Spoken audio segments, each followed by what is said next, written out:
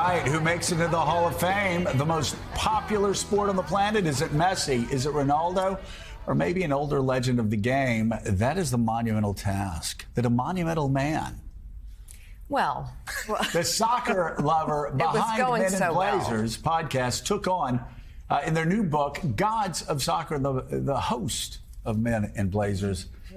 Roger Bennett's here to listen to me move. He's a man in a blazer, by the way. Yeah, well done. This is beautiful. Oh, you're a beautiful man. Look, I've got legs. It's been 3 years of broadcasting from home. It's great to see you. I miss your Princess Di sweaters, but this is good. This is a good look, my friend. I'm unleashing the top schmatter for you. It's a book publication day, and the World Cup is just 40 days away. 40 days away. It's weird for many reasons. Well, the World Cup is like a soccer-themed bar mitzvah to which the whole world is invited. It's the most thrilling aspect. Every 4 years, it's there with heroes smelted, goals scored, in June and July, surplus neck tattoos. But it is in Qatar, slightly challenged place, smaller than Connecticut.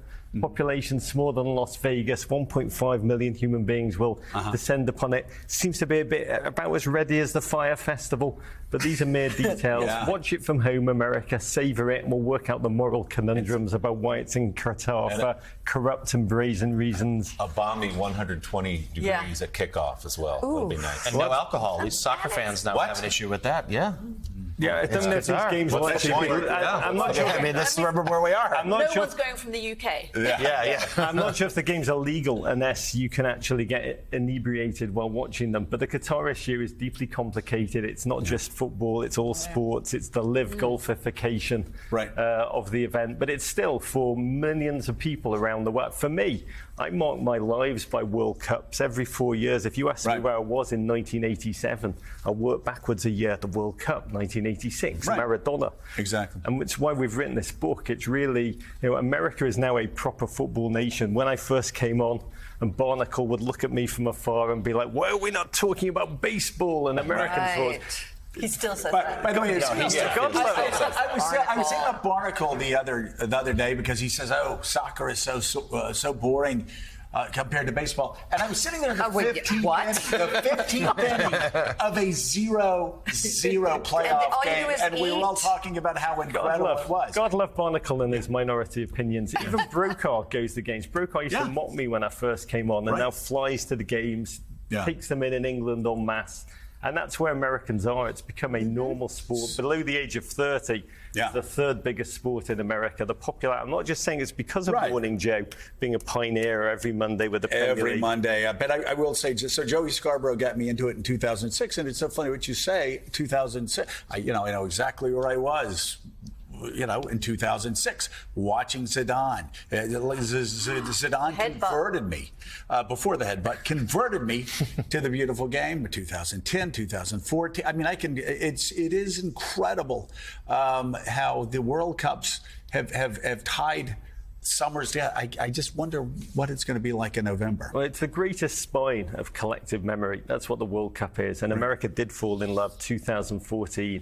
And our book is really trying to give any reader, young or old, the DNA of every memory. Who's Maradona? Who is Pele? Who is Mia Hamm? Where did Megan Rapinoe come from? We tell 100 great lives of stories of endurance, of glory, of tenacity, of wonder. There's a beautiful book, Good Night Stories for Rebel Girls, that I read with my kids. Beautiful. And I hope people read this book also. I'm going to ask you a question, and I'm going to turn it over to everybody else. Please. Really quickly.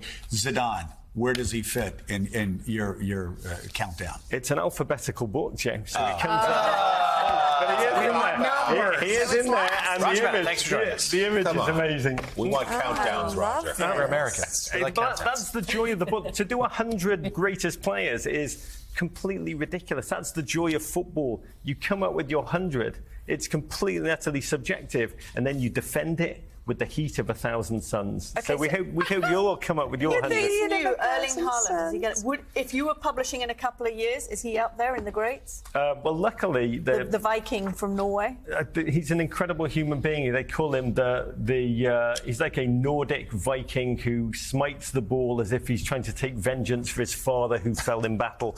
I just interviewed him. I said, when you hit that ball, you hit it... The new Man City striker. Oh, good God, I said, he's beat, not just scoring goals on a record clip, he's going to beat Roger Maris's home run record. He's Yeah. going to beat the hot dog record of Joey Chestnut? Chestnut. Yes, all within 90 minutes. Okay, we get the idea. This guy is incredible. He told me he hits the And ball he's- with zen and anger. Those two things. If you Zen approach and life with zen and anger, I think everything's possible, Kathy. He's beautiful. He's just a great player. Great player. Here's an incredible. Yes, 101. These are great stories. So I tell love us, her story. Roger, tell us, we know, even those of new fans of the game know Pele, they know Mia Hamm. Give us a story of one or two names who your average American soccer fan would not know. Well, we put a There couple you in this go. book because to me, football, when two teams take the field, the other joy of the World Cup, their nation's histories, their nation's politics, their nation's cultures take the field alongside of them. And so there are stories in this book that are more about tenacity than about glory. And the one that really stands out for me is a woman, Brianna Scurry, who grew up in Minnesota, the only African-American on every team. When she shows you every youth team she ever played on, she was the only African-American face. She played in that culture, broke through, won the World Cup with the United States, became the first African-American in the Soccer Hall of Fame. That kind of tenacity, that kind of singular path, that kind of pioneering, to me, that is the joy of football. It's far more than the goals, the ripped-off shirts, the abs, the six-packs. It's the human endurance and wonder, and I think this book is packed with it. Can we talk about a guy that I've always been fascinated by because he played for a team, he played for a country that had deep mental problems. Maybe one of the greatest teams ever fielded. I'm just absolutely fascinated by the Netherlands, 74 and 78 teams, and Cruyff, maybe the greatest player ever on the greatest team ever, and they were so in their heads. They that were they so in their lost heads. both times. But winning for them was not the point. It was the beauty of the game. This is a man, they call him Picasso in cleats in our book. He saw time and space in just an avant-garde style, bent the force of the ball to his will, would have a packet of cigarettes at half-time and then go and do it again. It's honestly like watching an elite painter, a maestro at work. And I just caught the end of his career as a kid, this gaunt, rakish, stylish human being. His idea of football is he birthed the modern idea of football. Right. Before him, Total it was just football, bald yeah. men huffing and puffing, trying to fight each other on the muddy pitch, get off and have a pint and a pie. He saw things elevated before it. they happened, and he showed up at camp when he was 17 or 18, and he had all these veterans there. And basically, from the first day, he said, "No, you don't do it that way. You do it this way." Really, just a revolution. And he also said football's a very simple game. He simplified it even while making it complicated. Ajax, the Dutch team, to Barcelona, the Spanish team, and now Manchester City, the petrodollar-fueled English champion. His idea is the one that infused it all. They're all in here. And I do hope that America has fallen in love with this sport. And the love really started after 2010, 2014, when you started to broadcast the Premier League on a Monday basis. This book will allow you to almost take on that DNA of having lived the full 20th century of football, all of those stories. And I hope Americans read it with their kids, because these stories are more than just They're sporting. great They stories. transcend. They're inspirational. Let me ask you the important question, Roger. I told you before that Joey Scarborough and all of his friends and a lot of younger kids, don't know why you do that when I say Joey Scarborough, but they got converted to football through FIFA, playing video games, FIFA. And so I'm just curious, do you play FIFA? Are we playing? I'll play you in the 8 o'clock hour. I love my it. God. Have you downloaded? Have you gotten FIFA 23 yet? Well, why have I got bags under my eyes? I've not slept in 5 days. I know, this is show for So can I hours ask you and what is your? So Will, you don't know this, but you remember Oh when my the show God. started? I got the headphones and I fought with 9-year-old Call of Duty? Bulgarian Yes. kids, Call of Duty at 3:30, which was oddly lifted for House of Cards. But these 9-year-old kids in Bulgaria would be mocking me. So now after the show, Yeah. I need 30 minutes. Oh, 30? Okay. Where I'm not thinking. Where 30 my minutes? brain goes neutral, because if I don't, I'll just start writing, whatever. So I sit down and I play FIFA now, because my kids all play FIFA. I can So imagine me kid by the side of you playing Call of Honestly. Duty.